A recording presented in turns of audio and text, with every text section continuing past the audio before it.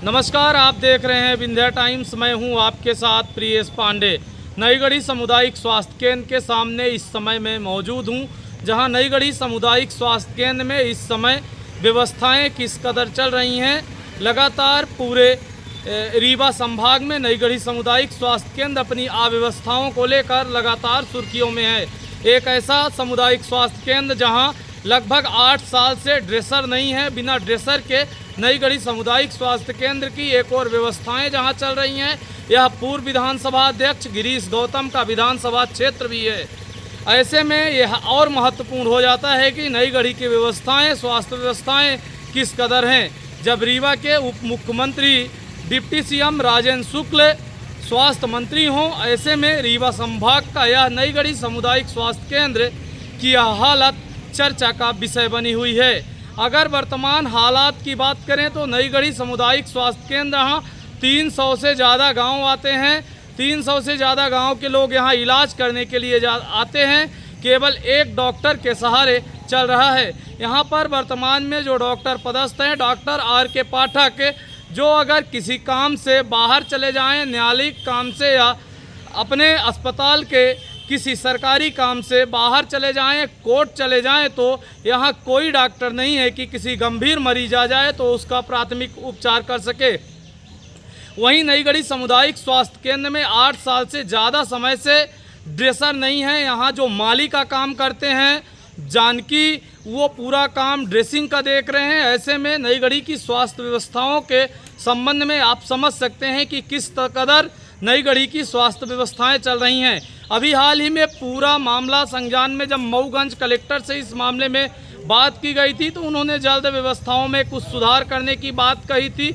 लेकिन ये पिछले 8 साल से जिस प्रकार से व्यवस्थाएं चल रही हैं, यह कोई नया मामला नहीं है। नईगढ़ी सामुदायिक स्वास्थ्य केंद्र में वैसे तो 4 डॉक्टरों की पदस्थापना थी, लेकिन उनमें से रामचरण पटेल और सुनीता वर्मा पीजी करने चले गए और जो अपराजिता सिंह थी वो पिछले कई महीनों से सामुदायिक स्वास्थ्य केंद्र में नहीं आई, जिसकी वजह से यहाँ पर अव्यवस्थाओं का अंबार लगा हुआ है।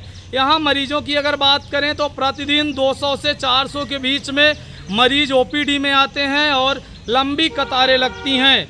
कभी कभी तो हालात इस कदर हो जाते हैं कि यहाँ कई घंटों तक मरीज अस्पताल में पड़े रहते हैं और फिर उनको जब इलाज नहीं मिलता तो वापस चले जाते हैं। सामुदायिक स्वास्थ्य केंद्र में व्यवस्थाएं बेहतर न होने की वजह से यहाँ आसपास के जो झोला छाप डॉक्टर्स हैं, जो नईगढ़ी में अवैध रूप से क्लिनिक संचालित हो रही हैं, उनमें अगर आप देखें तो 24 घंटे 100-200 मरीजों की लाइन लगी रहती है। कहीं ना कहीं प्रशासन को इस मामले में संज्ञान लेना चाहिए।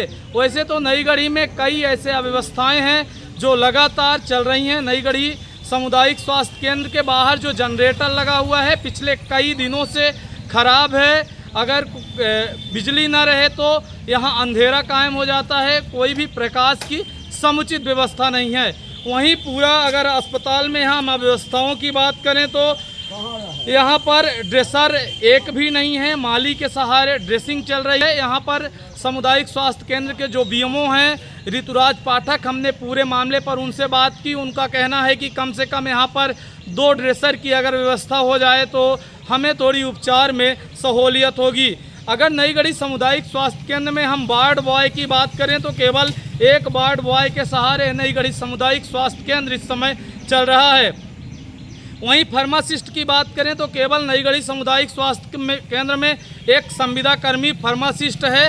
आप समझ सकते हैं कि इतना बड़ा एरिया जहां 300 से ज़्यादा गांव आते हैं, तो एक फार्मासिस्ट, एक वार्ड बॉय और बिना किसी ड्रेसर की यहाँ की व्यवस्थाएं किस प्रकार से सुचारू ढंग से चल सकती हैं।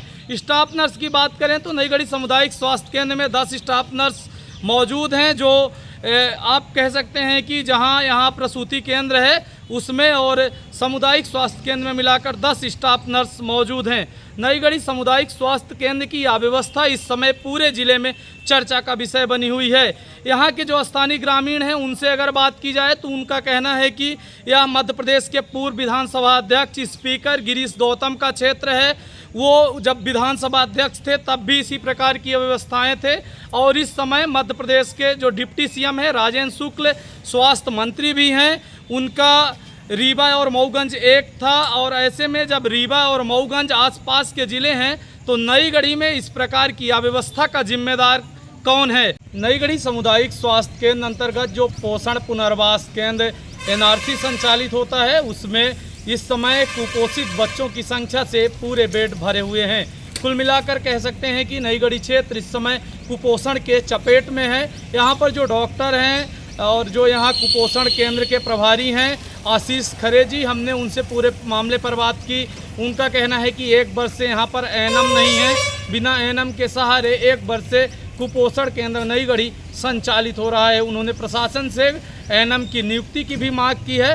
फिलहाल नईगढ़ी में व्यवस्थाएं भगवान भरोसे चल रही हैं, यह कब तक सही होंगी यह आने वाले समय में तय हो पाएगा। सर, आप NRC विभाग देखते हैं, यहाँ पर क्या क्या व्यवस्थाएं हैं वर्तमान में? अभी तो फिलहाल इस समय पे पूरे बेड भरे हुए हैं। काफ़ी बच्चे कुपोषित हैं क्षेत्र से तो जो आ रहे हैं यहाँ पर। अव्यवस्था के नाम पर हमारे पास एएनएम नहीं है। एएनएम थी तो वो उनकी नियुक्ति हो गई, वो भोपाल चली गई हैं। तो बाकी सब पूरा स्टाफ है। लगभग जो सुविधाएं होनी चाहिए वो हैं सुविधाएं। कब से यहाँ पर एएनएम नहीं है? लगभग 1 साल हो गए। 1 साल से बिना एएनएम के आपकी NRC संचालित हो रही है। क्या मांग है आपकी?